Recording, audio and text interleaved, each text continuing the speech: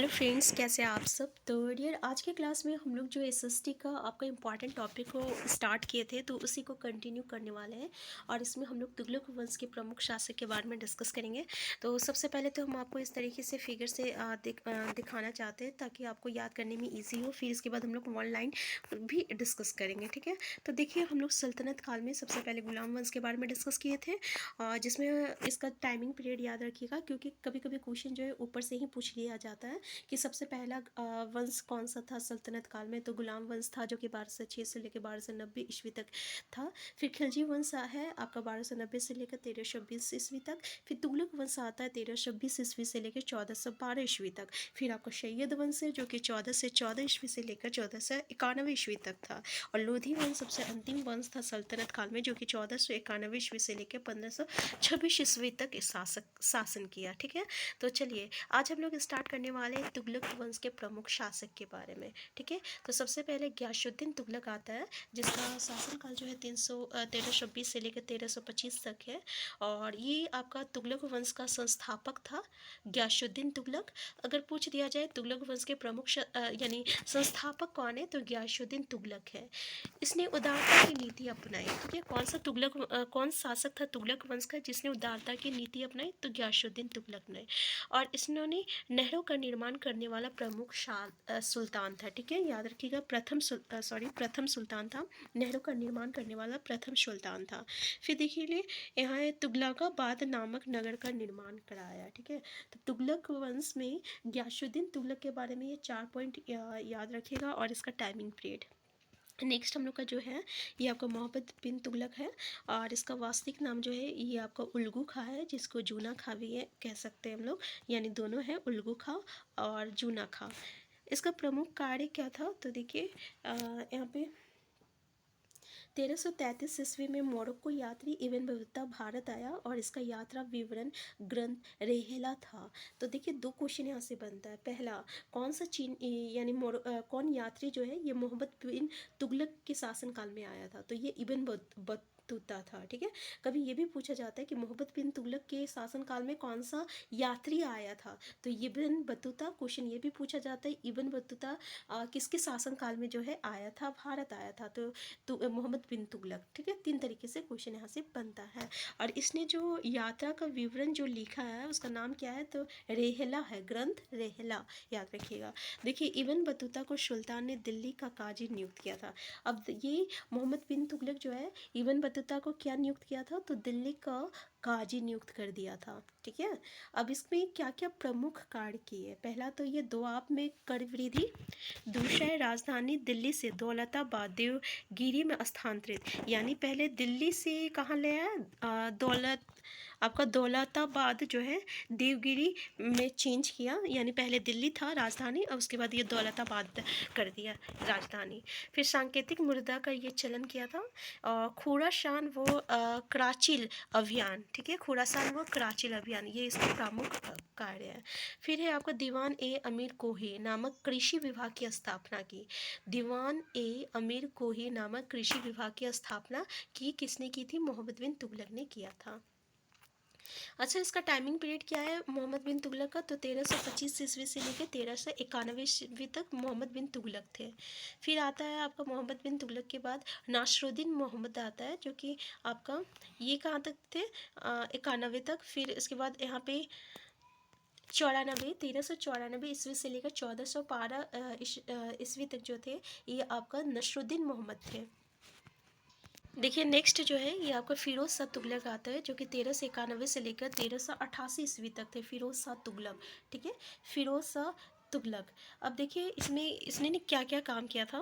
पहले तो ये सिंचाई कर हक के शव लगाने वाला दिल्ली का पहला सुल्तान था, ठीक है। इसने देखिए क्या क्या इस्लामी कानून द्वारा स्वीकृत केवल 4 कर लगाया था, खराज है, खुम्स है, जजिया है और जगात, ठीक है। तो ये कर याद रखिएगा, खराज, खुम्स, जजिया और जगात। ये आपका इस्लामी धर्म जो है इस कर को जो है स्वीकृत किया, उसके बाद जो है फिरोज शाह तुगलक जो है इसको लगाए थे। ठीक है, और ब्राह्मणों पर भी जजिया कर लगाया गया। याद रखिएगा, ये क्वेश्चन आता है कि किसके शासनकाल में ब्राह्मणों पे भी जजिया कर लगाया गया था, तो वो आपका फिरोज शाह तुगलक है।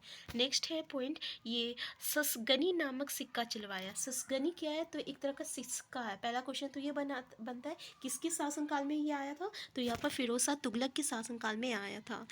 नेक्स्ट है आपका दीवान ए खैरात और दार उल सफ़ा दीवान ए बदगान की स्थापना की। तो देखिए, दीवान ए खैरात, दार उल सफ़ा और दीवान ए बदगान की स्थापना किसने की है, तो फिरोज शाह तुगलक ने की है।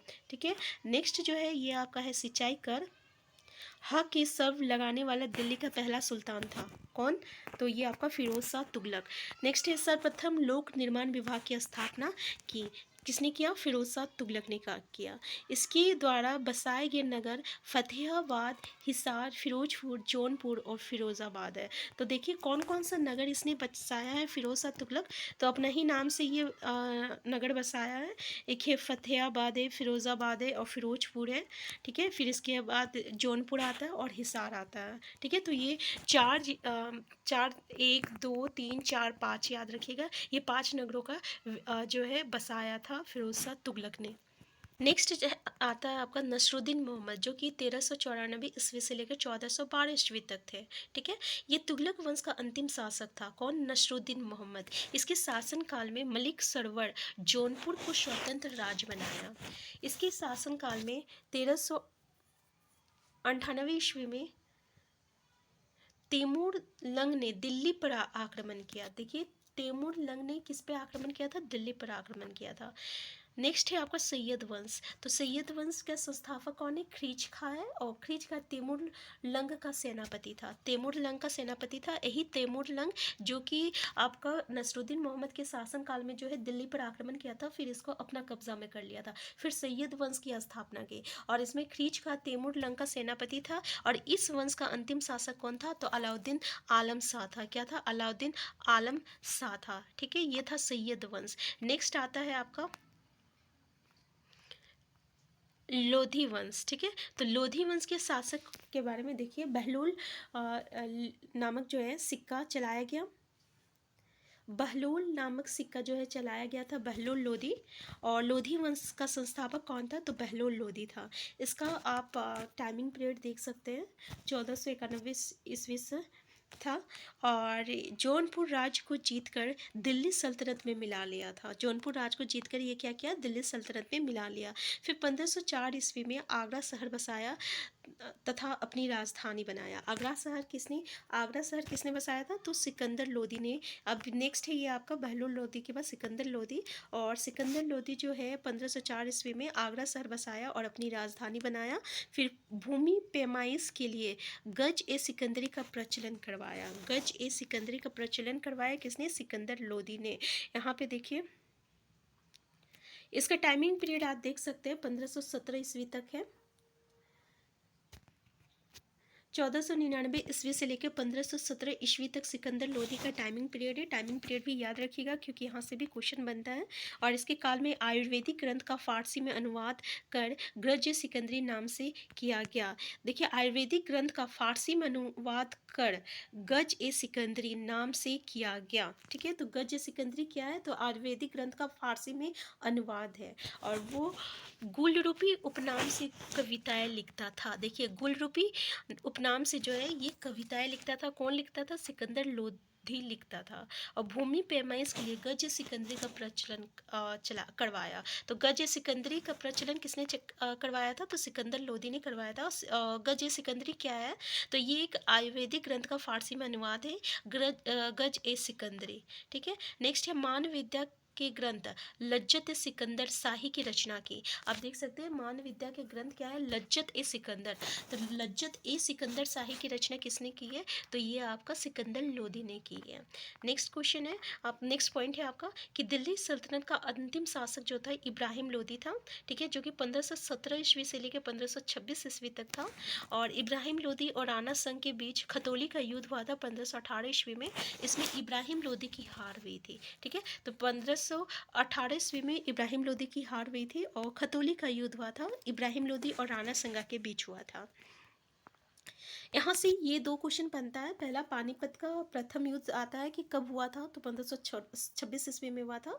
और ये किसके किसके बीच में हुआ था, ये भी क्वेश्चन आता है। तो इब्राहिम लोदी और बाबर के बीच में हुआ था। ठीक है। और इसमें कौन विजेता रहा था, तो इब्राहिम लोदी जो है पराजित हुआ और मारा गया।